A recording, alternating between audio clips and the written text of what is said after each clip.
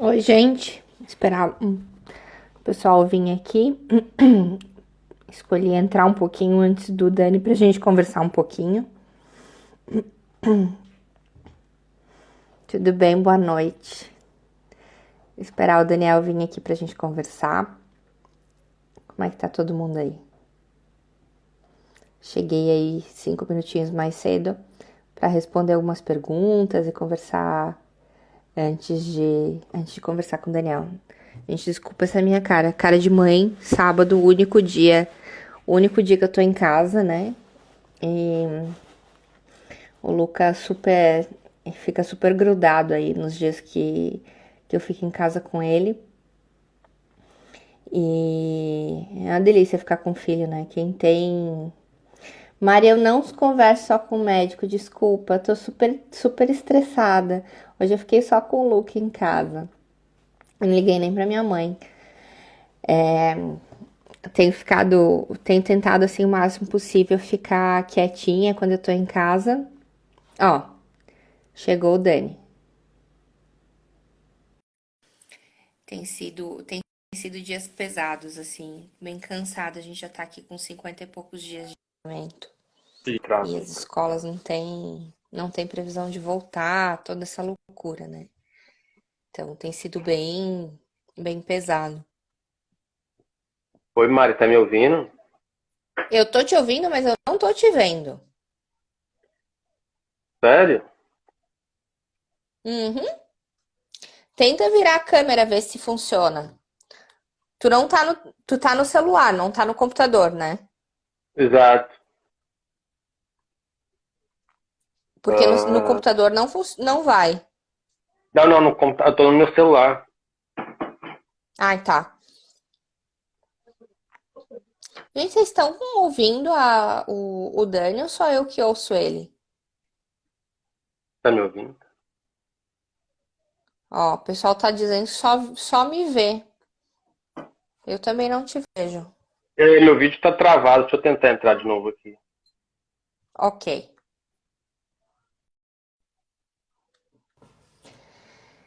Ai, ai. Então, esses dias assim tem sido bem. O meu setor foi reconvertido em setor não Covid, o que tá sendo legal porque a gente tá um pouco voltando à normalidade aí, os pacientes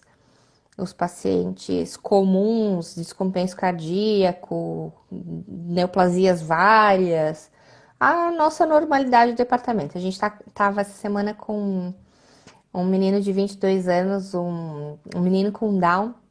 Gente, coisa mais querida, coisa mais querida. Amassei tanto ele. Ele dizia pra mim assim: eu tô agitado, preciso me acalmar. Eu tô agitado, eu preciso me acalmar. Acho que a mãe dele falou que ele precisava se acalmar. Coisa mais querida, gente. Muito fofo. Vamos ver se a gente consegue chamar o Dani aqui de novo.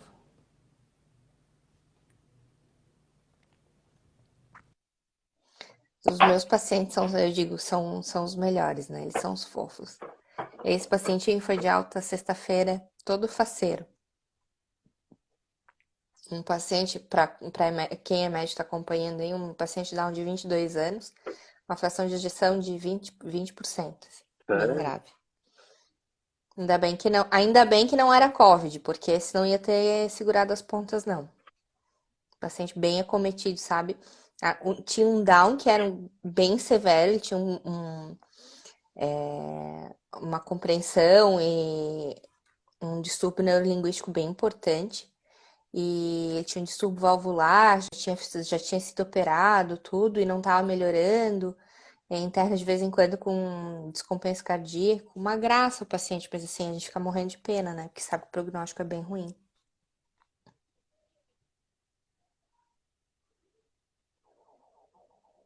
Dani, não Tá me tem ouvindo? jeito. Eu tô te ouvindo, mas eu não consigo te ver. Eu não sei o que tá acontecendo, tá travado. Não tá, o meu vídeo, ele começa e trava, entendeu? Tu queres tentar com o da Tati? Com o perfil da Tati? Deixa eu entrar aqui, sair de novo aqui e tentar e ver se Tá dá bom. certo.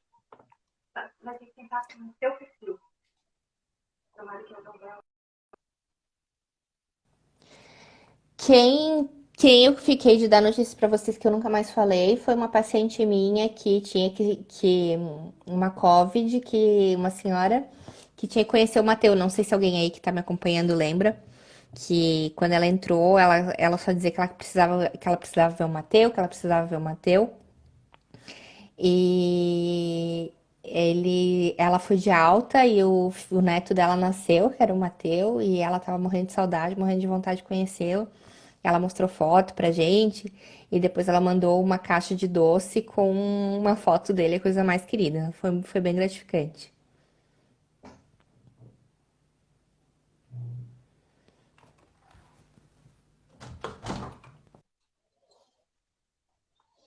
Não sei se agora a gente consegue ver o Dani. Não, tá travado aqui de novo, né, cara?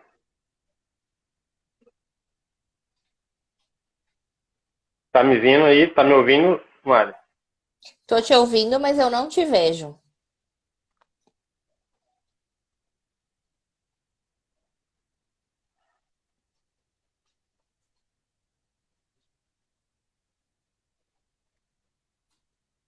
Deixa eu ver se a câmera não tem nada a ver. Eu já virei a câmera, já fiz tudo aqui, não tá dando certo. Tu não quer tentar com o perfil da Tati?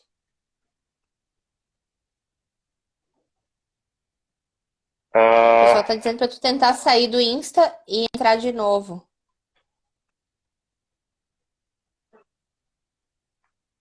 tá, deixa eu ver se eu consigo aqui. Tá.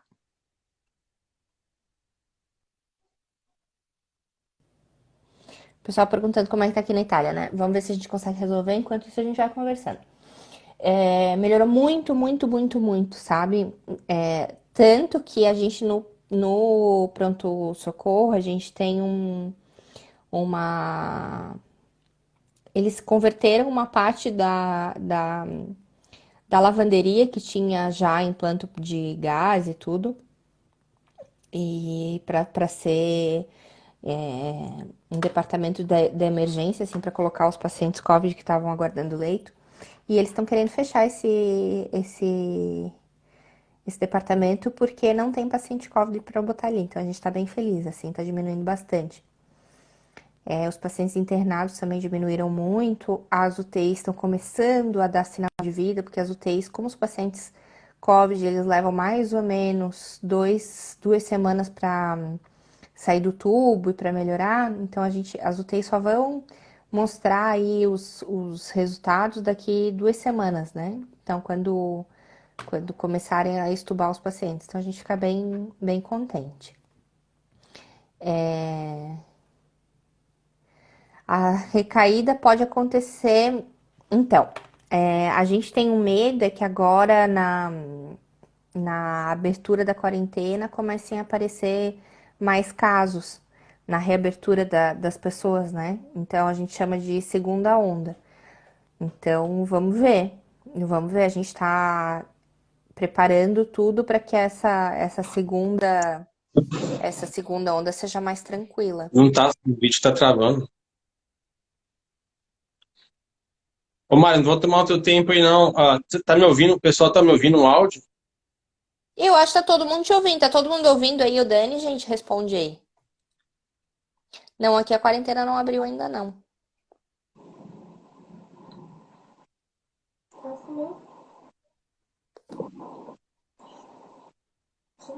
Ó, acho que Tá o pessoal ouvindo? tá ouvindo. Tá ouvindo? Tá bom, então vamos lá.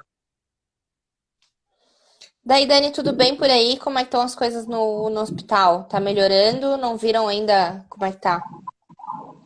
Ah, tá difícil ainda. A situação aqui tá complicada. A gente tá vendo muito caso ainda.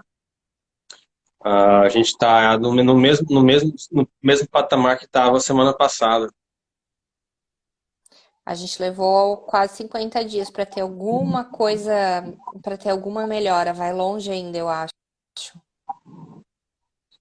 Eu acho que aqui o que aconteceu é que muita gente infectou, aí demorou fazer a quarentena, entendeu? É. Então, muita gente estava vindo para o hospital, estava voltando, sabe, naquela fase que não estava diagnosticando todo mundo, e aí acabava indo para casa e continuava contaminando os familiares, entendeu? Tô vendo muito caso assim de gente que tá vindo para o hospital porque algum familiar estava doente antes, entendeu? 1 ou 2 semanas antes.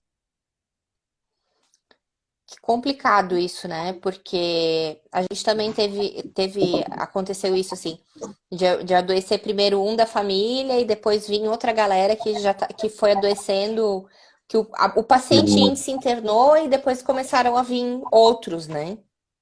Exato, exatamente. E ainda tem a questão do isolamento social, que é uma dificuldade muito grande aqui, entendeu? Dentro de As casa. pessoas estão respeitando ou não? Estão respeitando, mas, por exemplo, igual eu te falei, se você mora com mais pessoas em casa, as pessoas não tinham outros lugares para poder se isolar. Então, o que eles acabaram foi todo mundo pegando vírus, entendeu? E aí foi onde que realmente disseminou mais ainda a doença para dentro de casa. Sabe que essa é, uma preocupação muito grande minha com relação ao Brasil, né?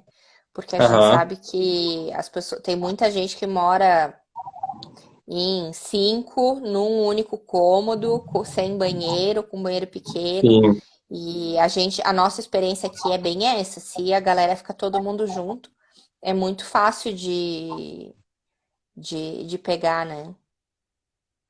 É, assim, a questão aqui, o que aconteceu também foi que quando as pessoas começaram a ouvir do isolamento social, eles não sabiam, por exemplo, você tinha que se isolar só simplesmente da rua, entendeu? Ou dentro de casa dos outros familiares, entendeu? Acho que aí foi o ponto Uhum. que não ficou bem claro para a população. Todo mundo demorou para se isolar. E aí foi onde que o vírus também pegou, entendeu? E, de novo, como que a gente já tinha conversado, a questão das comorbidades, como a população aqui é bastante doente, entendeu? Reação de hipertensão, diabetes, obesidade e tudo mais. Aí isso aí foi só se alastrando cada vez mais. Esses dias eu peguei aí um print do Daniel, colei aqui, depois fui ler o artigo, achei super interessante. Vocês devem ter visto, eu copiei na cara dura do Daniel, é que obesidade foi colocada como o fator primordial, o fator mais importante na piora dos pacientes, na internação dos pacientes COVID nos Estados Unidos. Exato. Eu falo assim, de novo, acho que o legal dessa nossa discussão aqui, Mari, que eu acho assim, que é muito válido para todo mundo que está assistindo aqui, a gente está falando da experiência, entendeu? O que acho que conta mais do que simplesmente a gente estar aqui citando artigos publicados, notícias, entendeu, nos jornais e outros lugares, que estão dizendo uma coisa que alguém viu, entendeu, em poucos casos.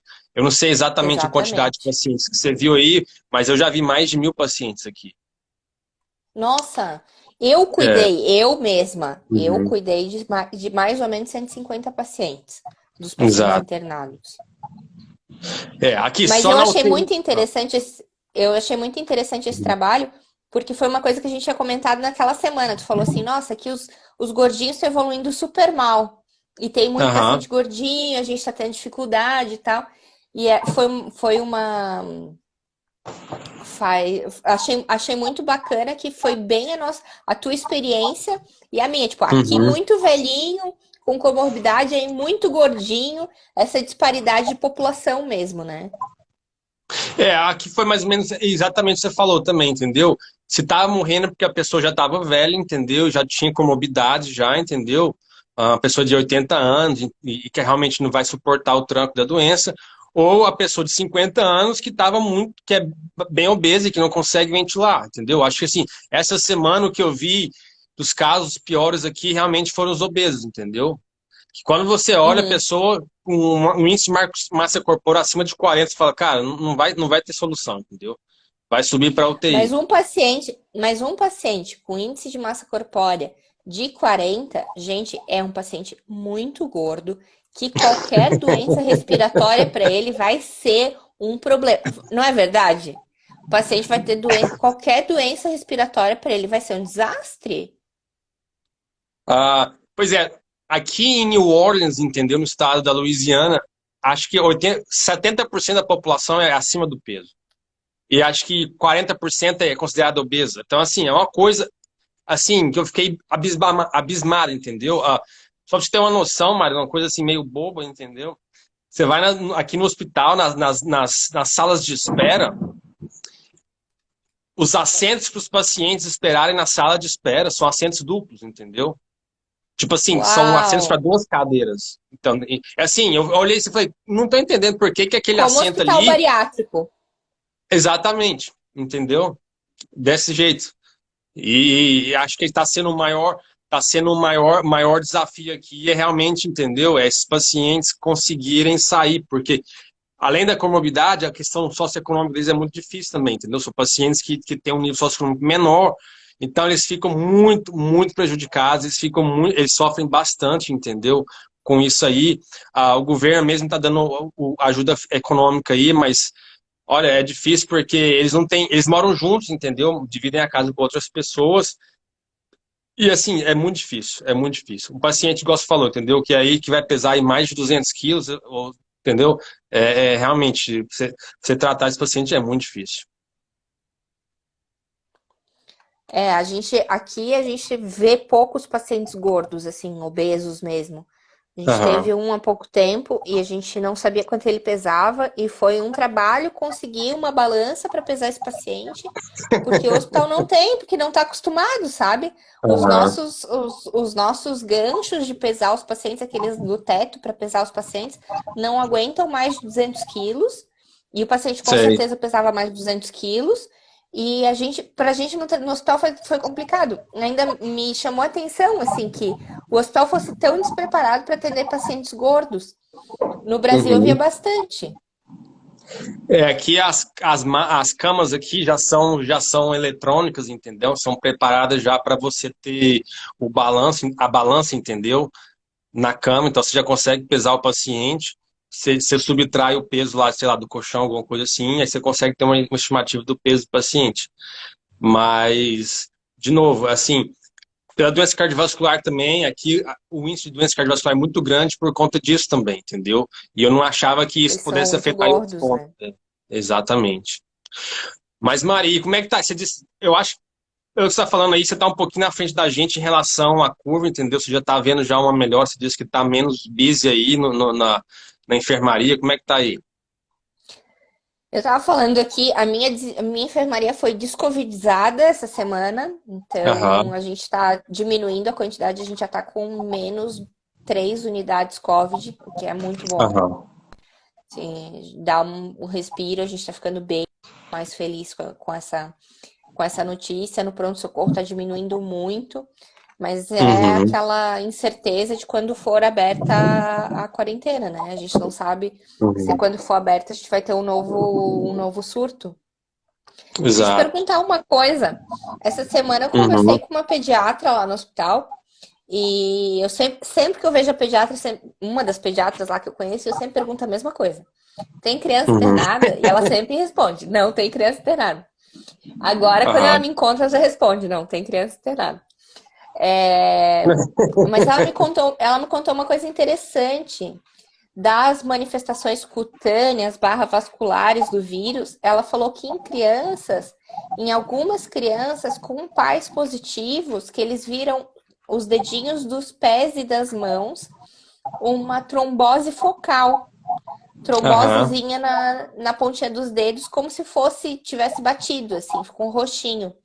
E daí elas uhum, testavam essas crianças eram positivas, elas não tinham nenhum sintoma, tinham só essa trombosezinha, ou seja, parece uhum, bem que o vírus tem tropismo pelo epitélio vascular, né? uhum. É, A de gente casos. viu Uhum, de manifestânia, a gente viu uhum, esses casos aí de criança, que ela comentou comigo, que ela viu alguns casos. Depois eu fui dar uma olhada, realmente tem na literatura. E a gente uhum, viu uma manifestação cutânea como se fosse uma púrpura, mas uma coisa muito estranha, assim, que a gente também não. Como a gente vê pouco, tipo, a aham, gente viu manifestação cutânea, assim, tipo, em menos de 1% dos pacientes. A uhum, gente não sabe se essas manifestações cutâneas elas, pelo menos em adultos, se elas são manifestações cutâneas da doença ou do tratamento, né?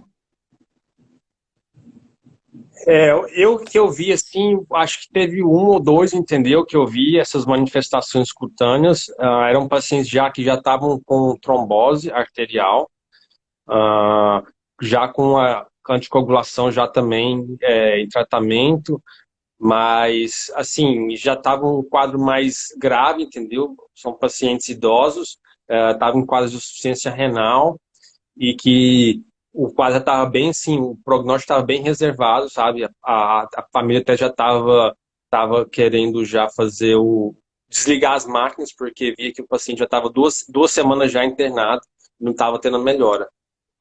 O quadro de pediatria aí eu vou deixar para você, porque realmente aqui eu não tive oportunidade de acompanhar ainda a pediatria. Porque quando você entra no hospital aqui, só vê gente, os adultos aqui sofrendo aqui, então até você conseguir. Acho que vai ser um negócio que a gente está tentando colocar semana que vem para poder discutir isso aí, entendeu? A apresentação nos adultos nas crianças. Eu não vi, eu particularmente não vi nenhuma criança positiva. Eu pergunto sempre para Uhum. pediatra por causa do meu filho, né? Mas ela sempre Aham. me fala que não tem ninguém internado. Então, pelo visto, essas crianças estão sendo acompanhadas ambulatorialmente e estão tão ok, estão passando bem, sabe? Aí, tu não teve notícia de criança grave, não TI? Como é Não, que não, foi? não. Assim, aqui, igual eu te falei, aqui acho que praticamente o número de crianças aqui é bem pequeno, entendeu? Igual você falou, eu não sei Como exatos aqui? números, exatamente os números, mas é, me parece que não chegou a 100 casos aqui não, entendeu? Isso foi os dados Já que eu vi da pergunta aqui semana muito passada. importante. Se É. o doutor é mineiro, eu também tô curiosa.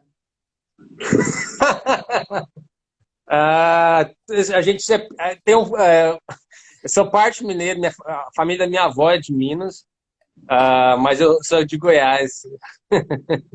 Eu sou goiano, nasci em A, Goiânia, fiz formação em Goiânia, nunca saí de Goiânia. a mulher dele é lá de Florianópolis que nem eu. Ela ainda não conseguiu mudar o sotaque. Mas isso aí, nos próximos 5 anos, a Tati dá jeito. Estou ensinando a aprender a comer a pamonha e o piqui lá em Goiás. Desculpa, Dani, Aí te vou dar interrompi, mas é certificado que eu pra também ela. tava super curiosa. Eu vou dar o certificado para ela de Goiânia, de que ela comer a pamonha e o piqui. Ah, mas, Mari, e como é que tá a questão dos testes diagnósticos aí, entendeu? Como é que vocês estão fazendo? A questão de todo mundo recebendo o teste, como é que tá isso aí? E hoje eu tava até explicando no.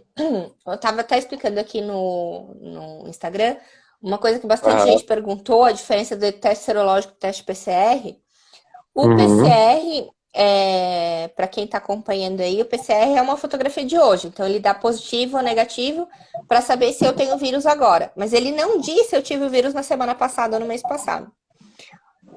Para a gente vai chegar aqui a partir do dia 21, o teste sorológico que ele mostra se a gente teve no passado e ficou imunizado. A gente não sabe ainda quanto tempo essa imunidade dura, né? Mas esse Uhum. teste para a gente vai chegar a partir do dia 21. Eles vão começar a testagem dentro do hospital. E daí Uhum. depois a ideia é fazer com todos os funcionários das empresas, assim, para poder liberar as empresas aos poucos. E a questão do PSR aí, para a gente instruir o pessoal aí, por exemplo, se você faz do suave nasal, não é isso? Isso. Orofaríngeo, a Mas, gente faz no fundo do nariz, lá no fundo da garganta. exato. Mas, por exemplo, você já está na fase final da infecção, você tem baixa quantidade de vírus ali, entendeu? Presente. E, por exemplo, se o teu PCR, se você não conseguir uma amostra adequada, com quantidade Vem suficiente para você fazer. negativo. Exato. Aí, o que vocês estão fazendo nesse caso?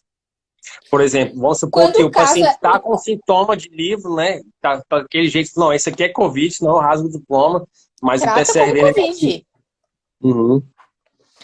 Mesmo que venha teste negativo, se eu acho que o paciente se ele tem a clínica, se ele tem exame de imagem, que eu acho que vai ser tratado como Covid, vai ser colocado inclusive na unidade de Covid. Exato, exato. É o que a gente está fazendo aqui. A nossa experiência aqui, Mari, os Estados Unidos, ele conseguiu aprovar, entendeu? Do laboratório chamado Abbott. Eles conseguiram ser aprovados para fazer o teste de anticorpo. Então, você faz o IgM, que é o anticorpo de fase aguda, no início da infecção, não é isso? E o IgG, Isso. que já é a fase crônica ou de memória. Daí o que acontece? Você faz o diagnóstico para os dois. Então, esse exame é o que está sendo usado aqui inicialmente na triagem. O que aconteceu foi o seguinte, muita gente que veio com PCR negativo, 1 ou 2 semanas atrás, voltaram para o hospital ainda com sintomas, provavelmente eles estavam com vírus, mas tinha uma carga viral baixa que não foi detectada no Baixa. PCR, exato. E aí agora estão voltando e estão sendo diagnosticados com a infecção. E aí eu quero deixar O uma coisa... meu pai, o meu pai teve Covid, foi internado.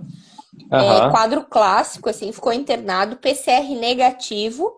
Ele fez o sorológico semana passada e veio positivo. Exato. Então, assim, o que o pessoal tem que levar para casa aí é o seguinte: se o seu PCR veio negativo e o seu serológico foi positivo, não é que você adquiriu a doença agora, entendeu? Não é isso, Mário? Exatamente. Eu tava explicando assim, do jeito. Quando eu era criança, a mãe me explicava assim, gente. Quando a gente fica doente, o organismo, o vírus, é um invasor, é um inimigo. Ele entra no corpo da gente e o corpo da gente produz soldados para destruir esse vírus. Esses soldados são a tropa de elite, a primeira tropa que vai atacar chama IgM. São os que vão na tropa de elite, que matam o inimigo na hora. A gente chama de anticorpo de fase aguda. Esses da tropa de elite, eles vão lá, matam o vírus e depois eles desaparecem. Com o tempo, é como se o corpo treinasse uma tropa de soldados para ficar à disposição do corpo, para se vier o mesmo vírus, eles já saberem como lutar. Essa tropa que fica circulando no corpo depois que a doença acabou, chama IgG, que é o anticorpo crônico, né? E por isso que tem a diferença de uma coisa da outra. E pra gente faz muito mais sentido a gente ter o teste sorológico do que o PCR, porque o PCR é uma fotografia, ele só fala de hoje. E o sorológico fala de todo o tempo, né? A gente só não sabe quanto tempo que fica circulando esse IgG. Exatamente. Então, Foi bem explicado aí. Agora, o que a gente faz, Mari? Por exemplo, se o paciente veio com PCR negativo, veio também com a sorologia negativo, mas a clínica do Covid é clara, o que você faria? Trato como Covid. Para mim, o que é mais importante é a clínica. A clínica do paciente é de Covid, eu trato como Covid. Porque tem muita gente perguntando, muita gente debatendo, entendeu? Ah, mas se eu testei negativo, quer dizer que eu não tenho vírus? Ah, se eu testei negativo 2 vezes, ou se o paciente veio testado negativo 2 vezes, 3 vezes, eu não tenho vírus? Olha, infelizmente, a doença não é uma doença que todo mundo sabe como lidar, entendeu? Então a gente tem que ter um pouco de desconfiança para dizer, não, você não tem a doença realmente ou você tem. Se você está em casa, sem sintoma nenhum, e você está testado negativo, provavelmente você não tem o vírus, mas você pode ter em carga viral muito baixa que não desencadeou nenhuma reação imunológica ainda. Mas se a sua clínica é muito forte, com certeza você tem o vírus presente e você está sofrendo da doença. Então, assim, é um método de diagnóstico que auxilia no manejo de doença. E eu acho que isso que a gente deve deixar claro aqui, que muita gente está preocupada com Auxilia se é positivo demais. negativo. Exato. Mas outra coisa importante é que as pessoas não achem que... eu tô em casa, eu tô super bem, tô tranquilo, tô com resfriadinho, assim, tô com febre, fiz o teste é negativo. Então eu preciso fazer esse teste para saber se sou positivo ou se é negativo. Gente, a maior parte das pessoas que tem o Covid e que tá bem, saber se é positivo ou se é negativo não vai fazer diferença. O importante é fazer a quarentena direitinho. exato. A quarentena que a gente está fazendo aqui, de novo, são 7 dias, Mari. Se você for diagnosticado com vírus aqui no hospital, a gente manda ficar em 7 dias, em isolamento total, e inclusive da família, e depois você está liberado para você poder voltar a sair de casa, mas com o uso da máscara. Não sei como é que vocês estão indicando a quarentena para esses pacientes aí. A gente retesta. Aham. A gente, depois de 15 dias, retesta. Uhum. E se tem dois tampões negativos, daí pode voltar ao normal. Certo. Os nossos pacientes considerados curados, que a gente vê nas estatísticas, são pacientes com teste negativo. Certo, certo. A gente está testando aqui se o paciente quer ser retestado, mas a gente não recomenda, até por uma questão logística, porque tem um custo do estudo, né? Caro. O custo do estudo, então... Outra coisa que eu queria te perguntar é como é que está sendo a questão de uso de tomo, raio-x para os pacientes. A gente, por um bom tempo, a gente viu uma discrepância de raio-x e de tomo, assim. O paciente chegava dessaturando com uma frequência respiratória ruim e o raio-x era bom. Aí a gente fazia toma era ruim. Vocês tiveram essa mesma coisa aí? Como é que foi? Igual você falou, no começo, o problema maior era o seguinte, era levar esses pacientes para tomografia, né? Porque no início todo mundo tinha medo de ficar passeando com o paciente no hospital para fazer isso, aquilo, entendeu? Então todo mundo deixava o paciente isolado. Então, era mais fácil chegar ali e bater um raio-x portátil, entendeu? Na cama mesmo, sem ter que ficar levando o paciente para uma tomografia, e enfim. Aí aconteceu, eles viram que inicialmente alguns desses pacientes estavam graves, mas não estavam tão ruins no raio-x. Aí falou, não, acho que esse paciente é o paciente que realmente vale a pena a gente investigar e fazer uma tomografia. E como a tomografia tem um corte, um detalhamento maior, foi o que a gente começou a diagnosticar, entendeu? O infiltrado pulmonar bilateral e tudo aquilo, entendeu? Então, assim, a gente começou a migrar mais para a tomografia nos pacientes graves que a gente não estava respondendo. 1, 2, os pacientes que a gente pensava que podia estar com uma pneumonia associada ou alguma coisa nesse sentido e que o raio-x também não estava mostrando, entendeu? A gente queria fazer um diagnóstico diferencial. O pessoal está perguntando aqui do ultrassom. Vários dos nossos pacientes que o pessoal fez ultrassom no pronto-socorro, não via nada. Não via nem as linhas B, nada, porque não é uma consolidação, né? É um padrão bem diferente. Aqui também, quer dizer, o ultrassom também a gente quase não usou. Praticamente, assim, muito pouco, bem limitado. Talvez tinha um derrame pleural aí, que você estava com dúvida se ia drenar ou não, você queria ver se estava na situação de drenar, e a gente estava fazendo ultrassom ali para fazer o dreno. Mas para diagnosticar e ver padrão de infiltração, ultrassom, praticamente a utilização foi zero para esse sentido. Vocês usaram um score? Você fala o score para raio-x?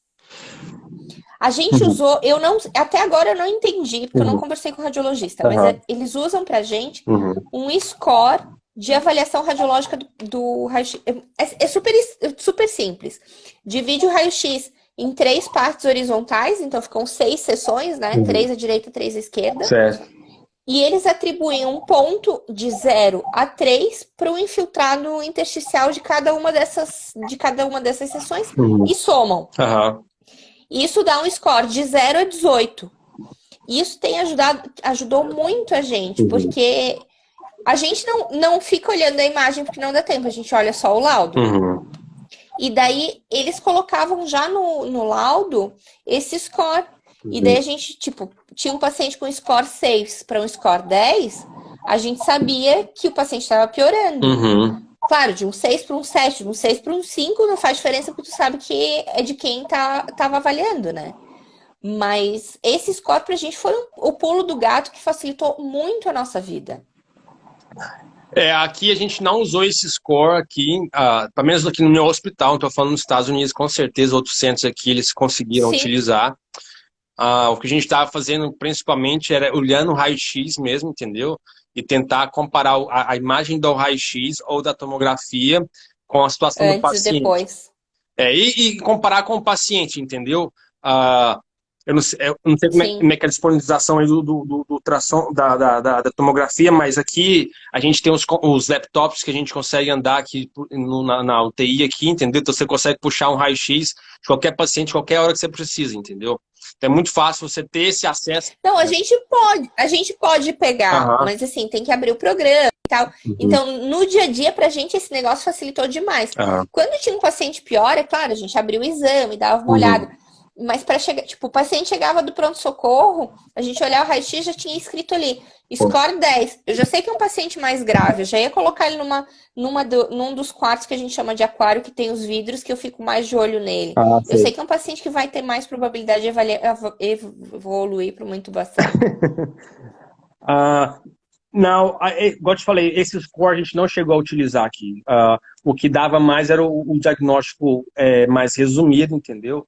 Ah, o que dava para a gente fazer, por exemplo, era o que eles tentavam ajudar a gente a saber se, por exemplo, se não era um padrão focal, entendeu, de uma pneumonia. Claro, isso faz toda a diferença. Porque aí. Porque a gente viu que Uhum. paciente que tinha derrame pleural, consolidação, ou era co-infecção ou era uma pneumonia bacteriana pura. Exato, exato. Até porque no começo a gente não estava sabendo direito qual era o padrão, né? Porque eu não sei se aí o padrão que vocês tinham era aquele padrão difuso, que o pulmão estava bem branco, assim, bem infiltrado. Interstício alveolar. É, é, é. E assim, Esse padrão branquinho, assim, meio de algodão, assim, meio difuso. exato. E assim, eu não sei também, igual eu te falei, como aqui tem bastante obeso aqui, entendeu? O raio-x da penetração É ruim de avaliar, né? é outro problema É também. verdade, eu não tinha pensado nisso. Era outro problema da obesidade aqui também. Aí, de novo, você vai fazer uma tomografia, o risco de você expor todo mundo, não sei o quê, não sei o quê. Aí você aguardava até, igual você falou, se o caso estava mais grave, a gente partia para a tomografia para poder delinear isso aí, entendeu? Para ver se o paciente está. No hospital onde eu Aham. trabalho, tem dois departamentos de radiologia, eles chamam de departamento um e 2. E um dos departamentos de radiologia foi considerado infectado. Então a gente fazia todas as tomografias, tudo nesse mesmo departamento. E daí o outro ficou limpo para a Ah, gente usar para os outros pacientes. sei. Então no começo a gente conseguiu separar um tomógrafo só para fazer esses exames, que na realidade antigamente, antes Uhum. da era COVID, era meio para pacientes agendados e para pacientes do hospital, assim, internos e externos. Sei. Não, a nossa radiologia aqui, ela ficou.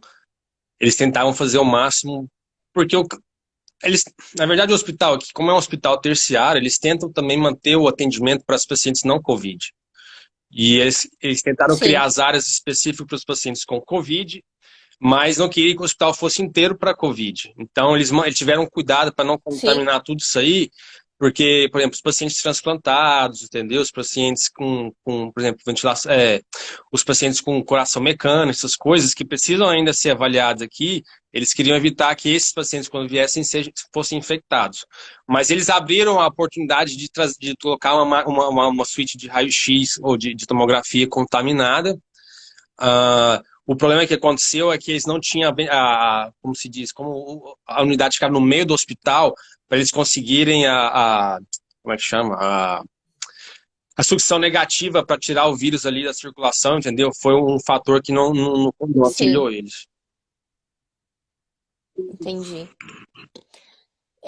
O hospital que eu trabalho, ele tem uma anatomia, Uhum, uma arquitetura bem esquisita, assim.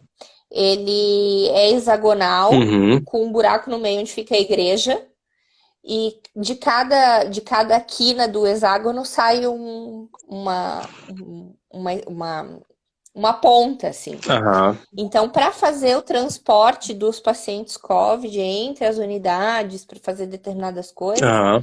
a gente usa uma ambulância interna. A Ah, gente tem uma tá. ambulância Aham. interna só para fazer isso. Porque daí os pacientes, eles ficam. A gente consegue isolar os departamentos e daí a Aham. gente não passa com eles por dentro do hospital, a gente usa uma ambulância. Que eu Uhum. só soube da existência dessa ambulância agora, porque antes eu não sabia que isso existia.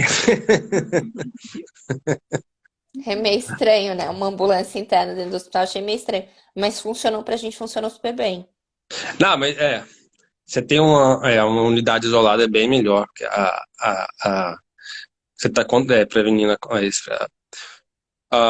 não, o que A exposição, é né? exposição, exatamente. Aqui o que acontecia mais ou menos, não teve como fazer isso, porque é tudo concentrado dentro do prédio, entendeu? Então, para você nem sair com o É paciente. como eu te falei, é a anatomia É, do hospital, é como ele foi feito, aham, que muda completamente a dinâmica de como tu vai trabalhar nele numa situação como essa, né? uhum. O pessoal tá perguntando aqui um monte da droga nova aí do ministro da Ciência, o Anitta, que não é a Anitta. Vocês tiveram alguma experiência com isso, com ivermectina, com outros antiparasitários? Então, aqui a gente quase não usa ivermectina, porque a incidência de doenças parasitárias aqui também é pequena, né? Então, muita gente que não tem experiência com a ivermectina, a gente não está usando a ivermectina. Só para colocar claro aqui na questão dos Estados Unidos, a ivermectina é aprovada aqui no FDA. As notícias que têm circuladas aqui é que a ivermectina é aprovada pelo FDA, mas não está aprovada para ser usada no COVID. Que foram feitos Exato. testes. É completamente off-label. Exato, que foram feitos testes in vitro. Para quem não sabe, in vitro é feito em células cultivadas, entendeu? Em umas plaquinhas, e aí você vê a resposta do vírus, se o vírus está aumentando de número ou não, e que eles conseguiram enxergar que tem uma diminuição da quantidade da carga viral depois de 48 horas por aí. Então eles estão querendo ver se isso tem uma aplicação clínica. O que acontece, e eu particularmente, entendeu, Mari? Eu penso, entendeu, que nesse momento muita coisa está sendo investigada para ver o que você pode alterar o curso da doença. Em questão que a gente falou do isolamento social, entendeu? A questão de outras drogas, outras drogas tratadas para parasitas, para vermes, ou a cloroquina também, para doenças imunológicas, enfim, para você conseguir alterar esse curso dessa doença. Então, eu sou uma pessoa que apoia o uso quando você tem alguma coisa que está te dizendo Evidência. exatamente, que isso pode funcionar. Logicamente, os Estados Unidos ele vai usar os dados de outros países que vão começar a usar para poder investigar se isso aqui está sendo usado. O caso da cloroquina, por exemplo, a gente começou a usar porque vocês aí na Itália, entendeu, começaram a dizer, a cloroquina está funcionando aqui. Exato. Então a gente falou, não, peraí, se eles estão falando que está funcionando, os dados europeus são dados confiáveis. Então a gente começou a usar aqui também. E aí foi que todo mundo começou a falar, realmente faz efeito, tudo, com toda a outra controvérsia, que acho que a gente já falou sobre isso, eu não quero ressuscitar isso aqui. A gente já falou muito sobre a cloroquina, já foi para frente e para trás em todos os sentidos. Exato. Mas eu sei que agora o hot topic está sendo aí a ivermectina, de novo. Eu acho que se tiver realmente a comprovação, eu acho que alguns países vão começar a usar isso, entendeu? E se tiver uma comprovação de que tem benefício, eu acho que ela devia ser usada assim como a cloroquina foi usada, entendeu? A minha opinião é muito parecida com a tua.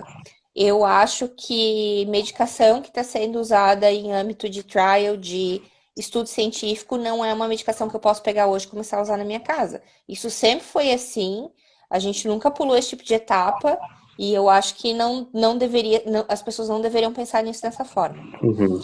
Para quem está acompanhando aqui, eles dizem assim, mas funciona 95% das vezes. Esse 95% das vezes é assim, eles cuidam, como o Daniel falou, eles botam numa plaquinha a célulazinha com o vírus e colocam um remédio, isolado de todos os outros fatores. E daí, nessas condições, ele funciona em 95% das vezes. O Anitta, a ivermectina. Se eu pegar, a gente no hospital a gente estava brincando que se eu pegar aqui o que o pessoal chama de Mister Músculo, que é um negócio para limpar a superfície, aqui um produto químico para limpar a superfície. Se eu pegar esse produto químico para limpar a superfície e colocar ali na plaquinha, é capaz de ele matar o vírus em 100% dos casos. Mas ele vai matar a célula também. Isso significa que eu posso dar para os meus pacientes e dizer que ele vai matar? Não funciona assim. Por isso que é para isso que existem testes. Pessoas me escreveram, me disseram assim, mas por que precisa fazer pesquisa científica agora se a gente está precisando dessa medicação? Gente, pesquisa científica salva a vida das pessoas. A gente não pode sair dando para as pessoas uma medicação que não foi testada. Exato. Acho que assim, no geral, a doença está matando, está pegando muita gente no mundo inteiro, tá? Mas não está numa situação assim, por exemplo, a mortalidade está ali nos níveis de 10%. Acho que, assim, no geral, aqui na Louisiana está em torno de 1%, Exatamente. entendeu? Então, assim, é um nível considerado aceitável. Não estou dizendo aqui que eu estou sendo a favor da mortalidade, mas é um nível aceitável para uma doença. Por exemplo, Claro. eu acho que muita gente aqui, os mais novos, não vão lembrar, quando o HIV chegou em 1990, 1989, por aí, que ninguém nem sabia o que estava acontecendo, e o tempo que demorou para as pessoas entenderem o que era o HIV, o tempo que demorou para eles começarem a desenvolver as drogas retrovirais. E o mais importante aqui, eu acho que só para gerar uma outra discussão, a questão da vacina, que ainda não tem uma vacina para o HIV. Então, acho assim, a gente tem que colocar Exato. muita precaução em tudo isso que está sendo divulgado, porque, logicamente, todo mundo quer que essa situação se resolva o mais rápido possível. Só que eu, particularmente, acho que vai ter uma curva natural de toda essa doença, entendeu? E vai chegar ao nível que todo mundo vai conseguir, vai existir pessoas infectadas, mas aquilo vai ser controlável. Assim como, por exemplo, o HIV hoje é controlável, entendeu? Tem as formas de você evitar, você sabe como você controlar, entendeu? Como funciona Exatamente. Então, o entendimento da doença, né? exatamente. Então, acho que a gente tem que respeitar o tempo, entendeu? Infelizmente, é uma coisa desagradável, porque tá todo mundo aqui dentro de casa sem saber o que fazer. Mas eu acho, entendeu? De novo, que se a gente pensar que pode existir coisas que podem mudar o curso da doença, sim, devem ser testadas. E mesma coisa, a ivermectina é para matar verme. Então, assim, pode ser que ajude, pode ser que não ajude. E aí outra questão, talvez para os clínicos aqui, para entenderem, se a doença já está na fase final, você tomar essa medicação, pode ser que a medicação não vai fazer muito efeito, porque a infecção estava acabando, não é isso? Exatamente. Exatamente. O pessoal tá perguntando da Anitta. Gente, a Anitta e a ivermectina são princípios ativos diferentes, mas que são muito semelhantes entre si. E pra gente é a mesma coisa, são medicações que ainda estão em teste. Pra esse fim, né? Exato, exato. Saiu um artigo bom no JAMA, um artigo de revisão sobre o que usar para o coronavírus, o que tem evidência, o que não tem. Uhum. Gente, o artigo é muito triste. Tu lê ele e a conclusão do artigo é: não existem dados científicos que apoiem o uso de nenhuma das medicações com benefício no outcome geral, ou seja, tu dá ou tu não dá a droga para o paciente, faz quase nenhuma diferença. Isso para a gente que é médico é muito triste. Não é que a gente está defendendo não dar o remédio para os pacientes. É que a gente dá e a gente lê um artigo que diz assim, olha, tu dá e tu não dá faz muito pouca diferença. Exatamente. Assim, essa pergunta, se vai funcionar ou não, eu acho que uma vez que a doença for controlada, entendeu? Que eles souberem exatamente como controlar o vírus, eles vão começar a usar esses remédios para a pessoa, vai fazer o controle com placebo, num estudo randomizado, entendeu? Você joga moedinha, e aí a pessoa vai receber ou não, dependendo da sorte, para você ver se realmente ele tem uma eficácia ou não. Eu acho que agora, de novo, está todo mundo tentando controlar a doença. E aí várias coisas podem ser feitas, mas assim, no caráter empírico, no caráter experimental. Então, acho que todo mundo devia entender que a cura, não sei se vai chegar a isso, entendeu? A um ponto, mas que o controle da doença está sendo a cada dia mais avançado, entendeu? As pessoas estão entendendo. Mais eficaz, Exatamente. exatamente. Então, assim, de novo, não queria que as pessoas ficassem preocupadas que se vai essa ou aquela medicação vai funcionar ou não. Porque, principalmente nos países que tem muita regulação para liberar o uso de uma medicação. Aqui nos Estados Unidos, você tem que ter os estudos randomizados para você liberar um uso, para ter uma indicação formal, entendeu? Da medicação. Por isso que, quando você falou no artigo do JAMA, eles não vão indicar nenhuma medicação porque não tem nada comprovado. E acho que ainda assim, é uma questão política. Como tem muitos dados que vêm da China, muita gente vai criticar. Ainda tá todo mundo segurando, vai né? muita gente criticar, entendeu? Porque você realmente não pode confiar. Infelizmente, você não pode confiar. Eu ainda acho que das medicações que a gente tem, a cloroquina é a que a gente ainda usa com mais esperança e com mais segurança. A droga que a gente conhece melhor. Exato, exato. Aqui também, de novo, cloroquina é uma medicação usada também para o tratamento de doença autoimune, então tem bastante uso aqui nos Estados Unidos, acho que por isso ganhou também uma grande aceitação. Ivermectina não é tão usado aqui, entendeu? Por isso que eu acho que assim, as pessoas não sabem direto como usar, entendeu? Mas tomara que tenha uma indicação, tomara que ajude também, entendeu? A controlar isso aí. O pessoal está perguntando aí, Mária, a questão da vacina para pneumonia. Sim, pro pneumococo, né? Exato. Aqui a imensa maioria da população é vacinada. A vacina para as crianças é gratuita e para os idosos é muito barata. Então a maioria das pessoas é vacinada. A gente indica porque a pneumonia por pneumococo mata muito mais do que o vírus. Exatamente. Aqui é a mesma coisa, entendeu? Faz parte da tua visita com o teu médico primário, entendeu? Ele tem que vacinar você.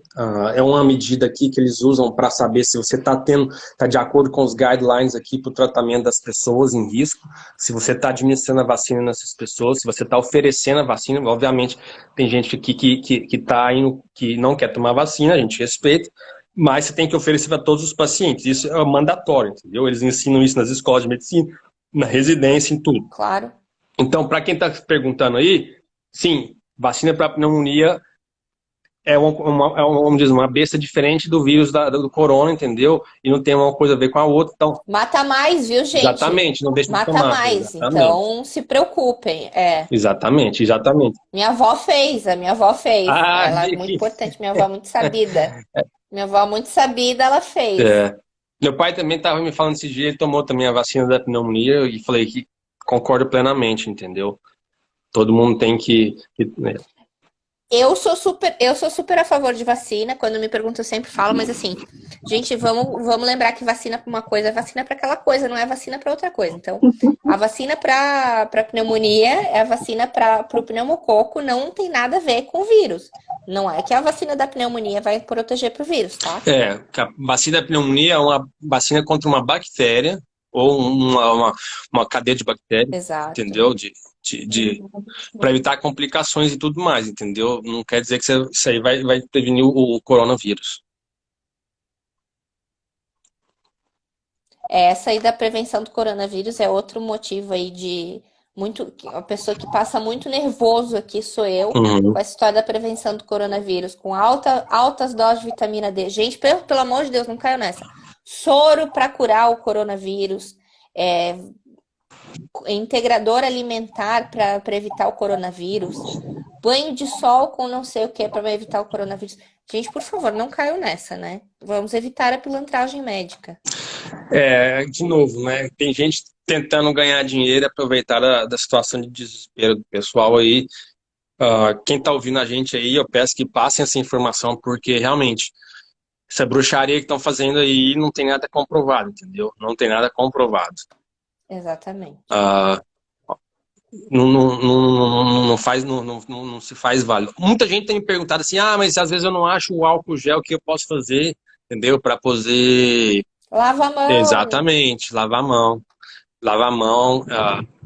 O uso da luva também, tem que tomar cuidado, porque tem gente que acha que está usando a luva, não vai se contaminar, mas aí você passa a luva em tudo quanto é lugar da casa ou do carro, você tá levando o vírus do mesmo jeito, entendeu?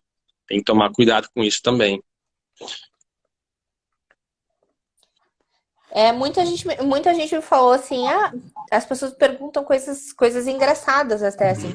Com quem tu lava teu cabelo? Gente, eu lavo meu cabelo com shampoo. Eu lavo a minha pele com sabonete. Eu não tomo banho de banheira com álcool 70. Não precisa. A gente lava as mãos, toma banho normal e a gente continua, todo mundo vivo. Até porque álcool 70 desidrata a mão pra caramba, então eu não gostaria de saber como é que isso ia fazer mal pro meu cabelo, pra minha pele. Então, toma banho normal, com shampoozinho, fica cheirosinho, lava bem as mãos que tá tudo certo. Não precisa tomar banho de álcool 70. A Tati até tava fazendo brincadeira aqui, porque ela colocou a mangueira aqui do lado de fora, entendeu? Para quando eu chegasse aqui, já me desse um banho de álcool aqui, entendeu? Exatamente. Sou dessa opinião, tá? Tipo, pode dar banho de banheira na rua e tá quente. Não, mas assim, trocar de roupa também faz sentido, entendeu? Você deixar uma área da casa, entendeu? Claro. Preparada, entendeu? Para você não sair caminhando com a mesma roupa, principalmente os profissionais de saúde. Eu troco de roupa lá no hospital. Quando eu volto para casa, entendeu? Eu venho com outra roupa, outro par de sapato, tudo diferente, entendeu? Então, assim, praticamente tudo está contaminado, fica lá no hospital.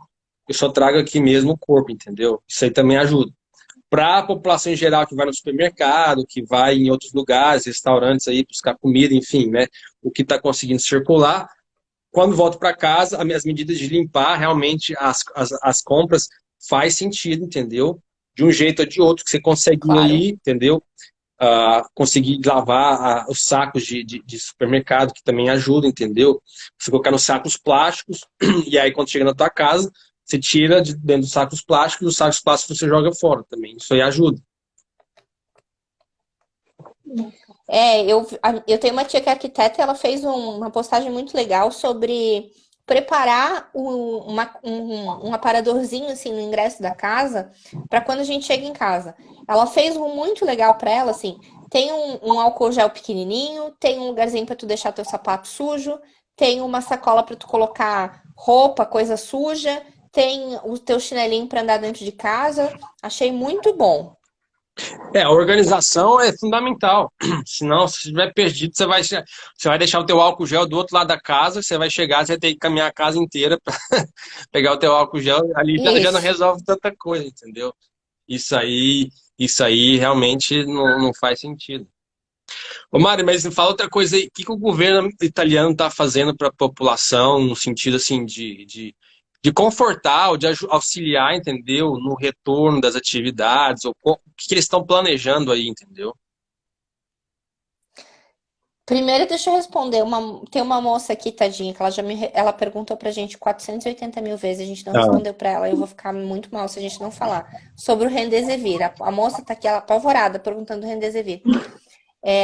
A gente no começo usou antiviral, a gente usou o Caletra, que é o Ritonavir, mais o outro que eu já não me lembro o nome, Darunavir, e a gente não teve nenhum sucesso. E os antirretrovirais, eles têm muitos efeitos colaterais, e daí a gente decidiu não usar mais, a gente não chegou a usar esse.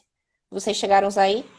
também o uso foi muito limitado, eu acho que eu vi um ou dois casos aqui, muito poucos casos. Ah, eu não vou comentar aqui na eficácia, porque realmente minha experiência aqui é muito, muito limitada. Se alguém tiver uma experiência, entendeu? Não estou dizendo de artigos, Por favor, contem pra gente.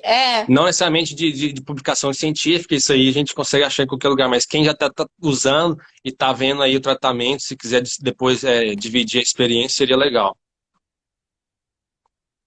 Então, falando aqui da Itália, a gente teve um decreto, chama Decreto Cura Itália, que teve vários pontos, assim. Uhum. Tem o ponto das babás, um bônus babá para quem trabalha, só que é bem complicado, porque tu Uhum. precisa encontrar uma babá, tu ganha esse dinheiro se tu encontrar uma babá que é certificada pelo governo, que aqui na minha cidade, por exemplo, não acha de jeito nenhum. Aí teu filho tá É ficando um aonde? bônus que paga. Meu filho tá ficando com meu marido que tá tentando trabalhar em casa. A gente tá assim, ó, loucura desesperadora aqui. Gente, se alguém quiser o meu filho, ele é uma criança linda, super querida. Eu só quero de volta aqui uns 2 meses. Mas o Luca tá ficando com meu marido em casa, tadinho. Uhum. E eu não sei de quem que eu tenho mais pena, porque meu marido tá super cansado, tá tentando trabalhar à distância. Mas enfim, o bônus é de 600 euros para trabalhadores normais e 1.000 euros para quem trabalha para quem trabalha em hospital. Então, médicos, enfermeiros ganham até 1.000 euros para babá. Mas eu não consigo uma babá, então eu não consigo esse dinheiro. Mas quando você fala babá, é só Eles. simplesmente para você ter alguém para cuidar dos seus filhos ou para você também fazer compras no supermercado? Não, uma babá. Ah, Uma babá que fica em casa. que legal. Aham. É. E eles fizeram outras coisas assim, eles congelaram as hipotecas até acho que fim do ano. Uhum. Eles fizeram algumas outras medidas para funcionários públicos. Uhum. Eles diminuíram os impostos de quem é trabalhador autônomo. Eles garantiram uma renda mínima para quem é trabalhador autônomo. Tiveram várias coisas. A gente vai acabar aqui, ó. A gente tem 30 segundos. Desesperador esse negócio Pergunta do se pode começar countdown. no teu, Breno. Eu vou começar no meu, então. Você quer fazer igual, mais 30 minutos no meu aqui, Mari? Bora fazer lá mais 30 minutos. Vocês vão lá atrás da gente no coisa do Dani. Fala aí como é que é o teu. De Costa. Não, é dcgarcia.md. Vou mandar aqui o